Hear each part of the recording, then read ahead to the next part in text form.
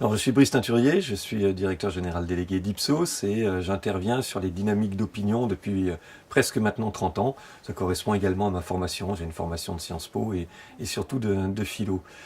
Ce que j'ai cherché à capter dans ce livre, c'est la montée en puissance de ces Français qui n'en ont plus rien à faire ou plus rien à foutre de la politique. Et c'est quelque chose, je crois, là, de plus puissant que ce qu'on pouvait avoir il y a 10, 15 ans. On a toujours eu des Français comme ça un peu détachés. Là, c'est pas un simple détachement, c'est vraiment une posture, une attitude graduelle et qui prend de l'ampleur.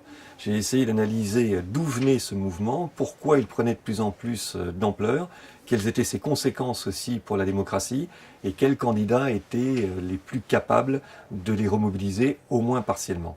Ce qu'il faut bien avoir à l'esprit, c'est que ce qu'on peut appeler les PRAF, pour plus rien à faire ou plus rien à foutre, eh bien les PRAF sont un mouvement émergent, ce n'est pas un parti évidemment, ce n'est pas un groupe social tout à fait, c'est une posture, c'est une attitude, c'est une réaction critique qui va du détachement au dégoût, mais ces PRAF sont véritablement la force montante et je crois que l'enjeu de la présidentielle de 2017 tourne autour d'eux.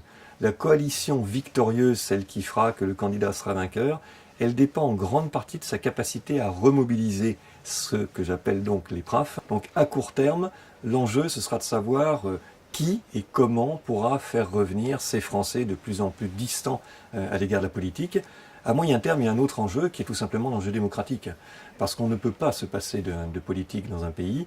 Et si on avait cette montée en puissance qui se poursuivait, ce détachement, c'est comme dans un couple, hein, si le détachement se poursuit et si on aboutit à un divorce, à ce moment-là, ce seront d'autres qui feront de la politique, ou alors on aura une sorte de technocratie, où progressivement, eh bien, c'est l'administration et un nombre limité de Français qui interviendront dans les processus de choix démocratiques, ce qui serait quand même très problématique. Et c'est bien ce qu'on voit monter, une fragilisation également de l'idée de démocratie. 30% des Français aujourd'hui ont le sentiment affirment que d'autres régimes seraient aussi bons que la démocratie.